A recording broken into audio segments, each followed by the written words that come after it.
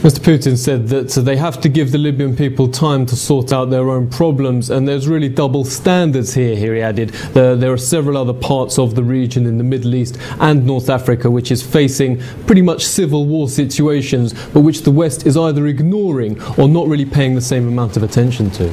Now, Washington has strongly backed the Libyan opposition since revolutionary wave engulfed the state. It's now equally enthusiastic in its support against Syria's President Bashar al-Assad. But the concern is whether America's decision to take sides could backfire on its closest Middle East ally, Israel. RT's Gane Cicikian looks at the possible repercussions of US policy. As nations in the Middle East and North Africa are torn between the struggle to bring about change and the struggle not to let that change ruin their lives, Washington views the Arab Spring as an opportunity to finally see some of its longtime foes crumble. Even though Iran is not an Arab country, the Arab Spring could spread to... Absolutely. And I think in many ways it's a matter of time before that kind of change and reform and revolution occurs in Iran. Under the umbrella of Arab revolutions, Washington is also beating the drums of regime change in Syria, Iran's closest ally in the region. Violence within the country has been widely condemned. Countries like Russia and China call for both sides in Syria to talk and end the bloodshed, while America is blaming Assad alone.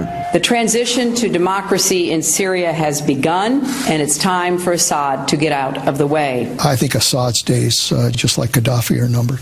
Let's hope that Bashar Assad is next in line. They've overthrown Gaddafi. They're going to have a proxy or a client government in Tripoli. The next step is Syria. They want to overthrow Syria next, to take advantage of any movement that exists in Syria to overthrow the Assad government. Not to have a more democratic government, a more humane government, but a government that is allied with the United States. And after Syria, the next target will be Iran itself. Watching regimes go down one by one, American politicians are filled with new hopes and aspirations. Some went as far as to predict the Arab Spring would spread all across the world. What this is all about is the Arab Spring, and Bashar Assad is next. And even places like China and Russia and other places, they are very uneasy. This is about people aspiring for freedom, and that's what the Libyan people have just achieved. That's wishful thinking on the part of John McCain, but it speaks volumes to where the real orientation is in Washington, not just to the Republicans, but the Democrats too. So they would like to overthrow the government in China. They would like to overthrow the government in Russia. They would like to overthrow the government in Venezuela and Cuba, or wherever people are independent of the dictates of Washington. But when it comes to Syria and Iran, Washington doesn't seem to be just fantasizing about revolutions. It actively fosters the process by pledging support for anti-government movements there. But some say this might eventually turn against America's closest ally in the region, Israel. What you have with Hamas could essentially spread to many more places, and then you'd have a much larger population base in an extremely hostile position towards the very existence of Israel. By throwing its support behind revolution makers, analysts say Washington is seeking to increase its influence and control in these countries. Let's look at how things have been in the control department so far. Egypt. Thousands protest against the U.S.-backed military there that's still in power.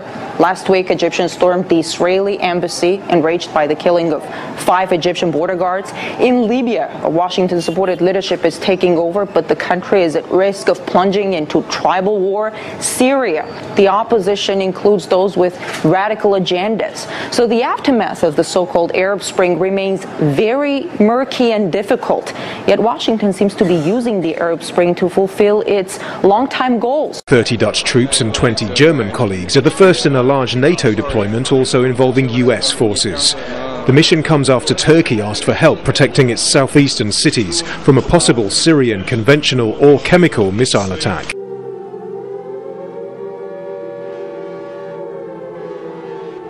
Iran could attack the United States in a much more fearsome way. New York could eventually be on Iran's hit list. U.S. media reports desperate new pleas come out of the country. The oppressors and the oppressed. Stop the killing. Echoing Washington's repeated warnings. It will carry out the attack. American officials have labeled Syria and Iran as grave threats to global security. However, former U.S. Attorney General Ramsey Clark says the biggest threat to world peace is his own country's military and foreign policy. In an exclusive interview with RT, the lawyer and activist says America's next catastrophic mistake will likely be a war with Iran. My impression is that Israel is pressing for an assault before the election, and that the Obama administration is resisting that without favoring Iran in any way, but simply as a domestic political matter. Well, the U.S. can't really afford to get involved in another war, can it? Well, I hope not. But that's not the way it works. I mean, you do crazy things, and that's why the world's such a mess. If Israel strikes and there's retaliation, that the United States will intervene. And I don't think it's Obama's choice, but I think he thinks that if he doesn't act with Israel, that it'll be too costly in the election, and he'll do it. You have to see the American system to know this, or to really understand it fully. If he loses this election, he's a failed president. All of his major decisions will be primarily affected by how they impact on the coming election. Because if he loses that election, anything he accomplished, and he accomplished a few things, health care and things like that, are better than they were. They're far from ideal, and far from what, if he has the Congress in a second session, he could do. But he struggled against enormous pressures.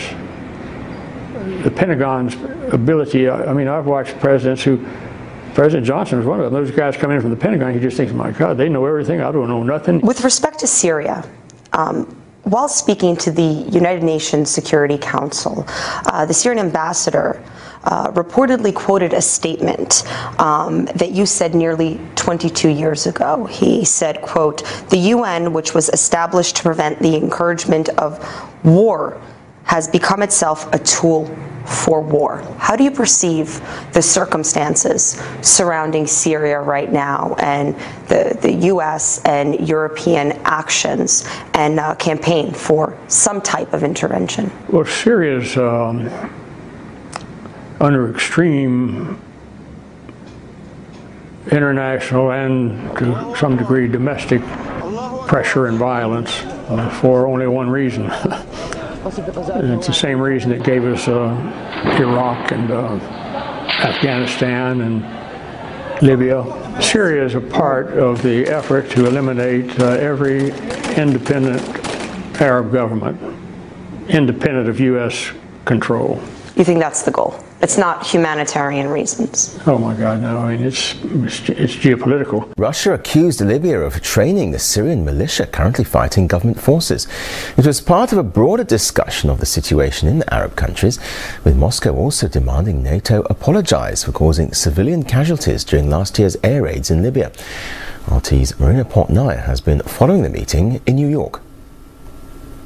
A new report that was quietly released by the United Nations on Friday. That report was an investigation that found in part that NATO has not sufficiently investigated the air raids it conducted on Libya in 2011 that killed at least 60 civilians and injured at least 55 more people. Despite the findings of this 220-page report, NATO officials have refused so far to further investigate the fatalities or the casualties that this report was referring to. Now, the Russian ambassador to the United Nations, Vitaly Churkin, also went on to say that order has not yet been established nearly or more than a year after NATO carried out its airstrikes to allegedly bring a more peaceful and secure circumstance to Libya.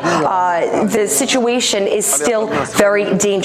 We have expressed concern about the uncontrolled proliferation of Libyan arms in the region. However, it is not just the weapons that are going abroad.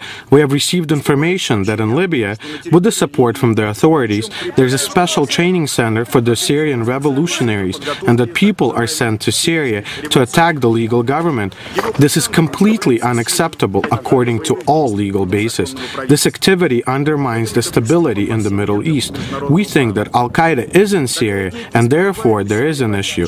Is transporting the revolution now turning into transporting of terrorism? In the aftermath of what happened in Libya 1 year later, the situation on the ground, many critics say, is not safer by any means. In Syria, we're now seeing a situation where the Arab League is calling for a halt to violence and the beginning of dialogue. And Western countries and the capitals of some countries of the region are making calls to the contrary, expressly recommending the opposition hold no talks with the Assad regime. It looks like a political provocation on an international scale. Yes, violence has to be stopped, but this demand has to be addressed to the authorities and the armed groups in the Syrian opposition. But the difference of Obama compared to Bush-Cheney is that Bush-Cheney were the advocates of direct U.S. military action. U.S. would bomb and invade countries like Afghanistan, Iraq, others. With Obama, it's much more nuanced. It's based on deception, dissembling, and treachery. And the strategy is called buck passing. Buck passing means if you have an ally like Turkey, which is showing very disturbing signs of independent action, and then you have a country like Syria, which is aligned with Russia and China, the way to deal with that is not to have a direct U.S. military attack, but to play one against the other. In particular, I'm thinking of 2010. Turkey was showing signs, I think, of world leadership in some ways. Turkey combined with Brazil to try to cool down the question of the Iranian nuclear program and back the world away from a general war over that. That's very positive. But that alarmed people here in Washington. So the result of that was Obama got on the phone with Erdogan, and he promised that he would make Erdogan great, that Turkey would become a regional hegemon. And by the way, they were going to go after Syria, and the Syrian government would fall. The Syrian government would go down like Tunisia with just a couple of days. And Erdogan and Davutoglu bought into that, and they've now gone way out on a limb. I understand about 18% of the Turkish population is interested in military action against Syria. So there's a tremendous majority against military action. But since Erdogan and Davutoglu control the main party, they can get this vote, which now takes us a step further towards some larger armed confrontation. It's beginning to look more and more like the Spanish Civil War. And remember, if Hillary Clinton gets on the telephone with Davutoglu, she's not telling him to cool it. She's saying, assert your rights, get out in front even more. So because of their vanity and ambition and related factors, Erdogan and Davutoglu have gone very far down the road. And you wonder, is there a way back for them? I would urge them to find a way back, to pull back from this. This is not in Turkey's interest. If we get a conflict between Turkey and Syria, the one who's laughing will be the United States, because they will have disposed of two countries that were resisting the imperial dictates coming from here. Well, what do you suggest in terms of Turkey finding a way back there, Whipster Griffin Tarpley? Don't you think? Do you think that that's a possibility at any point? Maybe they might be mulling that, as you said, in terms of the breakdown. Go ahead. The entire rebellion in Syria is artificial. It's fomented from the outside. These are death squads that NATO has brought in. They've shipped them in from Libya by means of an airlift. They've gathered them from half the world. If Turkey would simply say, we're going to close our border, we're not going to allow these killers to use bases inside Turkey, this would come to a rather quick end. And of course, Lebanon, Syria, and the Kurdish entity would also have to go along. But mainly it's Turkey right now concerning Aleppo. Okay, Mr. Morikawa, we'll get to you for a response that I see you have.